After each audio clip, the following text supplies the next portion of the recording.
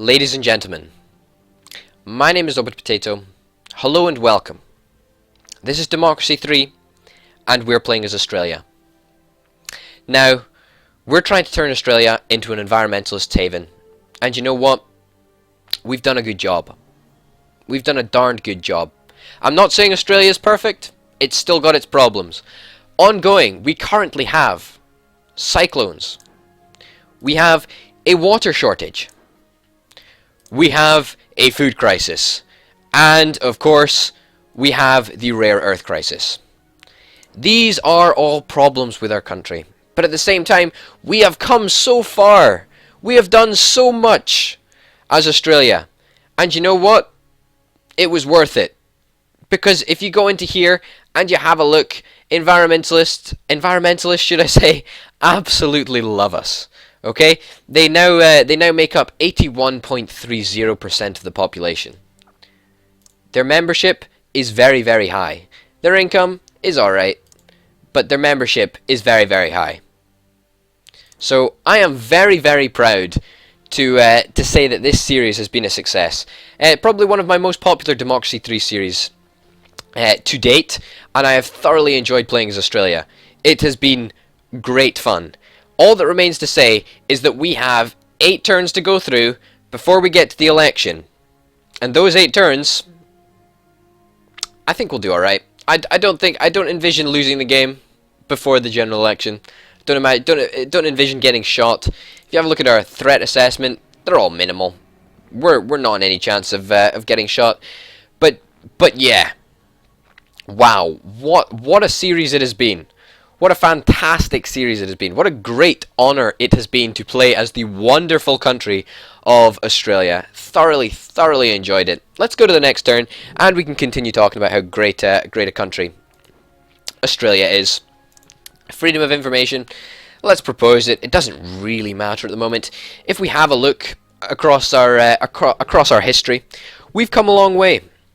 We've been through 3 or 4 elections, and it has been great. It has been fantastic. We have won every single one of them in the country where it is just compulsory to vote. So we had everybody voting, and most people voted for us. If you look at our popularity, we're hitting 100%. We had a peak value of 100%. Our current value is only 99.35. That is still amazing. In a democracy today, if you got 99.95, then you'd have to be a dictatorship. Somewhere like North Korea or something. Cuba, perhaps. Oh no, there's been a flash crash. We might yet have some problems. No, I don't think we will. We've got reserves of around 520 billion, so that's not really a problem. I'd expect to see a sharp drop in our income next turn, but it's going to recover quickly. Our GDP anyway is going to recover quickly. Really not too bothered by that. Let's just smash through the last couple of turns right here, right now. Human cloning, ban human cloning, environmentalists won't like that. Unemployment is up a little bit because of our little flash crash. That's not really a problem. GDP bounced back to what looks like 75% of its pre-crash value. That's awesome. Still running a bit of a small budget deficit, but next turn I think we'll be back in the black, which is a good place to be. There's really nothing we can do about the problems. All of them are really linked to the year, and I feel sort of cheated by the fact that, you know, we can't really do anything about those problems. I mean, if we look at water shortage, the year has everything to do with it. The average temperature is, in effect, just the year. I mean, if you look at that, that's crazy. We're at the maximum average temperature that it can be. The food crisis, yeah, this is linked to the food price, and of course the food price is intrinsically linked with the average temperature, which has increased dramatically by 59.7%, I'm told. The water shortage, which has also affected the food price, cyclones as well. So there's a whole number of things that we have to worry about now that we didn't have to worry about at the start. That's fine, really, to be honest. There's nothing we can really do. Poor people don't really like us. Happiness is going down, membership is staying roughly the same, income is going down. And of course, that is because of the fact that we have to deal with the food price. Yeah, so that is why their income is going down very, very fast. Perhaps we should do something perhaps we should do something about the fact that their money is worth less. So let's go and cancel this junk food tax. I'm sure they'll be happy with that. It's only bringing us in 15.4 million per turn. It's bringing us in 245 million per turn. It was costing us 45 million. Bit of an amateur mistake there. But you know, it doesn't really matter anyway. Not much of an issue. There's not much we can do. I mean, we've come to the end of our line. We've got 5 turns left. 5 short turns left. A retail merger. We're gonna block that, and we're back in black. You know, that's fine. We're running a surplus again. That's really not a problem. Turn after that, we're gonna push past the pre-crash GDP levels. That's a good place to be, and it looks like we'll get up to around, you know, our 550 billion reserve mark. As I keep saying, I don't know why I keep saying it, but it's a nice place to be. I feel that, you know, for Australia anyway, and for our economy specifically, having reserves in between 500 billion and 600 billion is good. It's certainly helped us. It's softened the blow of multiple deep recessions, and we have a market meltdown. Fantastic. That is just beautiful. Our GDP is back down again. Wow, it's been a tumultuous past couple of months, that's for sure. And we still have a budget surplus of 30 billion. That's awesome. That is crazy good. Absolutely amazing. How many turns left? 3 turns. 3 turns indeed. Okay, appoint UN ambassador. I'm pretty sure we did this not long ago. But hey ho, doesn't really matter at the moment. We're still running a budget surplus. Wow, that is not something I expected. If we're running a surplus this time, we're going to be running a surplus next time. Guaranteed. Absolutely guaranteed. You've got the orbit potato guarantee right there, ladies and gentlemen. Can we introduce any policies that the poor will like? I don't think so. Not really. Agriculture subsidies? Oh, that'll reduce the food price, but it won't really matter at this point in the game anyway. What else? What else indeed? Work safety law? No. Nothing that we can really do. Nothing at all. No, not at all. Not at all. Green Electronics Initiative? That sounds like a bit of a farce. Oh, it reduces the rare earth metal crisis, but hey ho, I'm not too concerned by that. Capitalists won't like it. I have no idea why capitalists don't seem to like good policies. Seems a bit crazy to me. Hey ho, doesn't even matter. We're 2 turns away from finishing this campaign, and it's been awesome. It has been absolutely awesome. Nuclear ban. We're gonna sign the ban. Why not? We have a small budget deficit. Did I guarantee that there would be a surplus? I did, didn't I? Oh, blast. Oh well. Orbital potato guarantee is just gone out the window, I think. Not good. What did we introduce? We introduced the agriculture subsidies. That's what it was. So that obviously is costing us a little bit of money. How much is that costing us? That's costing us 8 billion. Okay, so when I say a little bit, I mean quite a bit.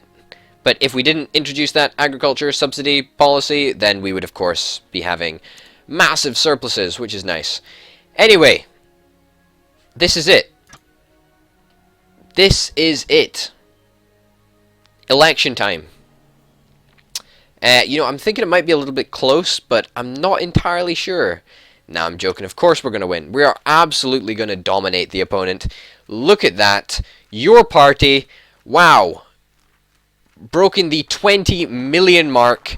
The opponent got less than 10, well, just less than 10%, much less than 10% of our total vote. That is awesome. That is great. Wow. Wow, we did good. We did really good. What a place to finish with a majority of over 20 million. That is a mandate to continue our rule of the country for many more years to come.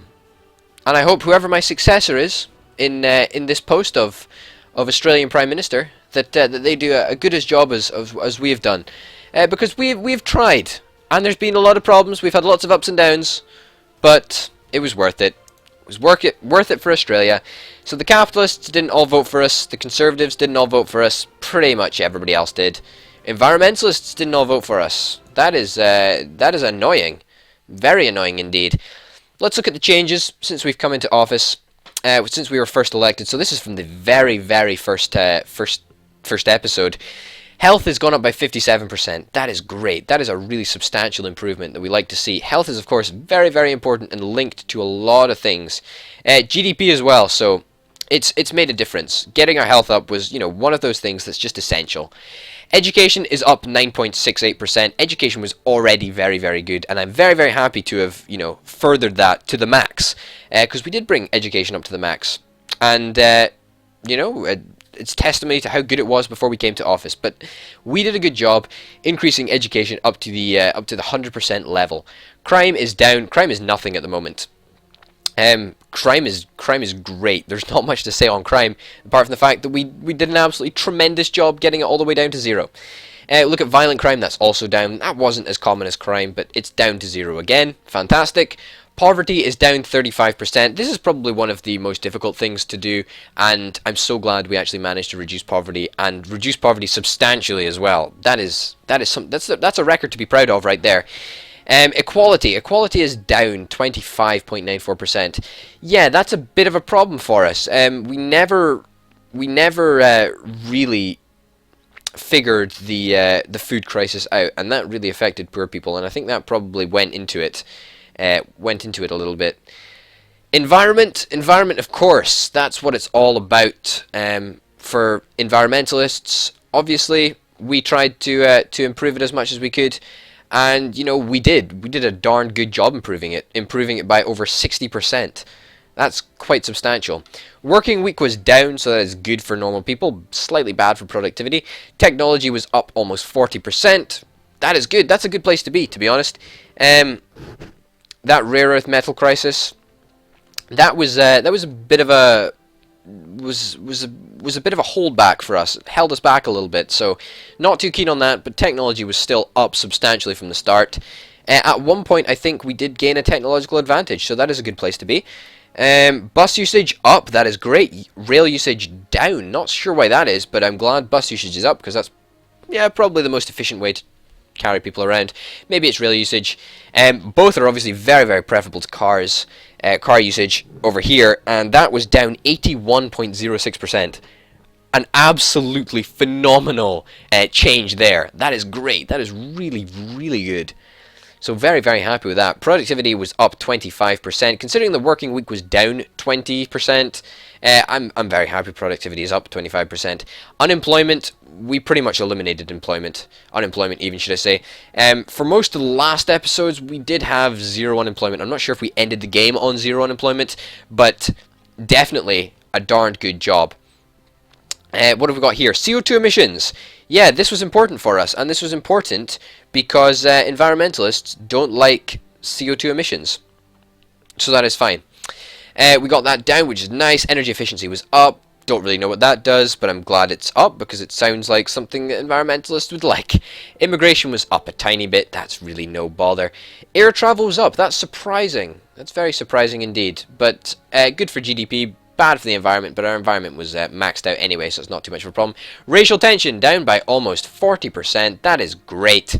Foreign relations up by 81%. That is tremendous. That is really, really good. And international trade is up by almost 20%. Both of those fantastic indicators of how well we actually did when we were in office.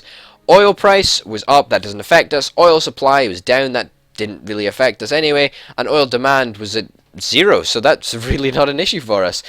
Poor earnings are down, middle earnings are down, and high earnings are up, but they're up only by a tiny little bit. So these are two things that I'm not too happy with, but at the same time, I think that revolved around the fact that we had a food crisis at the end, and cyclones and water shortage, and that was just tragic. But at the same time, not too much of a problem. GDP, we grew by 1.67%. I'm not sure where we ended on the scale of successful or not successful in terms of GDP, but I know at times that our GDP was much higher than we started with, so that is a good place to be, as long as it's really up. I suppose that's all that really matters. Private healthcare. Private healthcare is up 81.86%. We did elect to go down the private healthcare route. That's a decision that I don't really regret taking. Probably a heck of a lot cheaper for us in the long run. And, you know, worked out a lot better for us. So private healthcare all the way. Private housing is up. Private schools are down. We didn't really buy into the philosophy of private schools, so we did invest heavily in our state schools.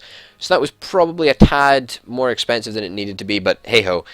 Private pensions are up by almost 60%. Tobacco usage is down. That's awesome. Tourism is up a little bit. That is good considering that we had cyclones and water shortages and lots of bad stuff going on in our country near the end of the game.